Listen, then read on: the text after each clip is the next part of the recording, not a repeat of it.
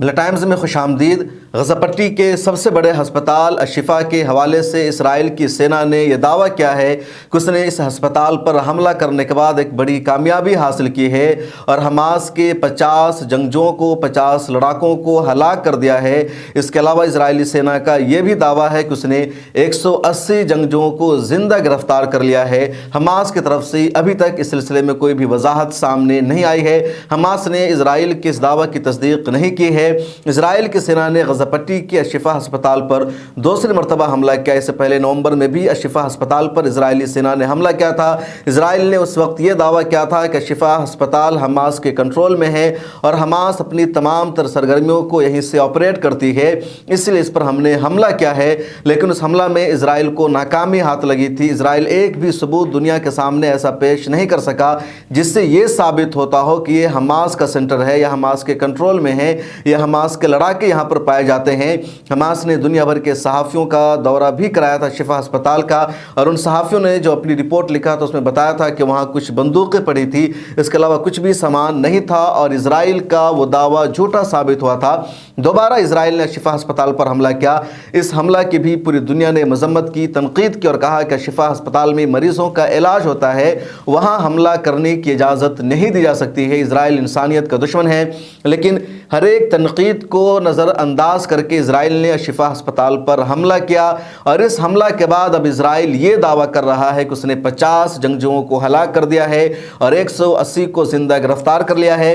Hamas کی طرف سے ابھی تک اس طرح کی کوئی بھی وضاحت سامنے نہیں آئی ہے، اور اس طرح کا جتنا بھی اسرائیل نے دعویٰ کیا ہے عموماً وہ سارا دعویٰ اسرائیل کا جھوٹ ہی ثابت ہوا ہے، کیونکہ حماس کے جنگجوؤں کو زندہ گرفتار کرنے میں اسرائیل کو ابھی تک کامیابی نہیں مل سکی ہے۔ جن جن لیڈروں کو اسرائیل نے ٹارگٹ کیا، نشانہ بنایا، ان سب کو بھی مارنے میں یا زندہ گرفتار کرنے میں اسرائیل ناکام رہا ہے۔ اسرائیل نے یہ بھی دعویٰ کیا کہ اتنے بڑے آپریشن میں اس کا صرف ایک فوجی ہلاک ہوا ہے، جس کو بھی میڈیا جھوٹ قرار دے رہی ہے، اور یہی کہا جا رہا ہے کہ اسرائیل نے دوسری مرتبہ شفا ہسپتال پر حملہ کیا۔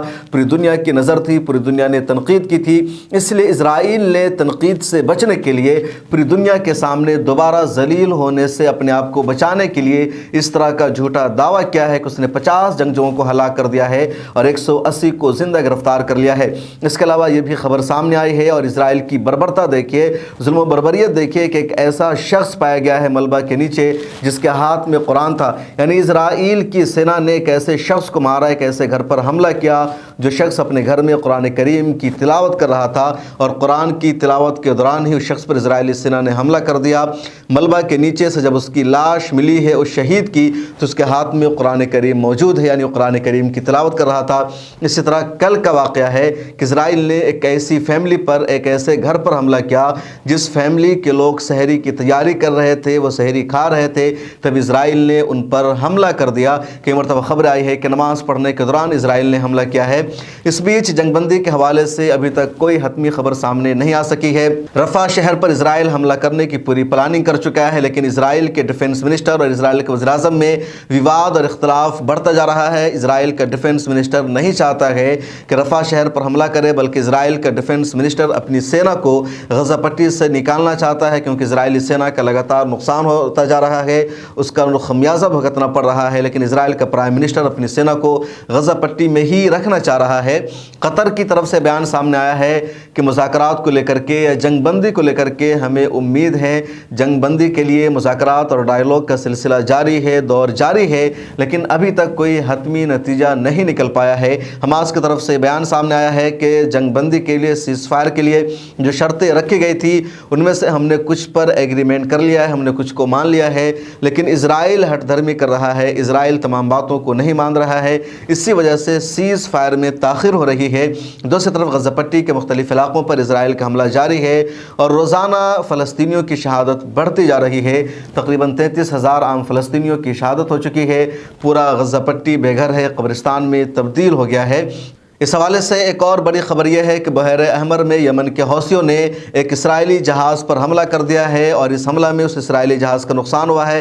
کہا جا رہا ہے کہ اسرائیلی کمپنی کا جہاز تھا اور سعودی عرب سے جہاز سنگاپور جا رہا تھا، اور گیس لے کر یہ جہاز جا رہا تھا، تو جو گیس کا ٹینکر ہوتا ہے اس پر مبنی یہ جہاز تھا۔ اس جہاز اور کشتی کو یمن کے حوثیوں نے نشانہ بنایا اور پوری طرح سے اس کو تباہ و برباد کر دیا ہے۔ رپورٹ میں یہ بھی کہا جا رہا ہے کہ جہاز بحر احمر میں یمن کے حوثیوں کا جو علاقہ ہے، ان کا جو رینج ہے، ان کا جو ایریا ہے، اس سے کافی دور تھا۔ اسرائیل کے رینج میں جہاز تھا، اس کے باوجود یمن کے حوثیوں نے میزائل سے حملہ کیا اور اس حملہ کرنے میں یمن کے حوثیوں کو کامیابی ملی۔ یمن کے حوثیوں کا صاف کہنا ہے کہ جب تک غزہ پٹی پر اسرائیلی سینا کا حملہ جاری رہے گا، اس وقت تک بحر احمر اور آس پاس کے علاقوں سے گزرنے والے سبھی جہازوں پر ہم حملہ کریں گے، ہم پیچھے ہٹنے والے نہیں ہیں۔ اس ویڈیو میں اتنا ہی۔ ویڈیو کو لائک کر لیجئے، کمنٹ سیکشن میں اپنی رائے لکھیں اور ملت ٹائمز کو فائنینشلی سپورٹ کیجئے۔ پھر ملاقات ہوگی ایک نئی ویڈیو میں ایک نئے موضوع کے ساتھ۔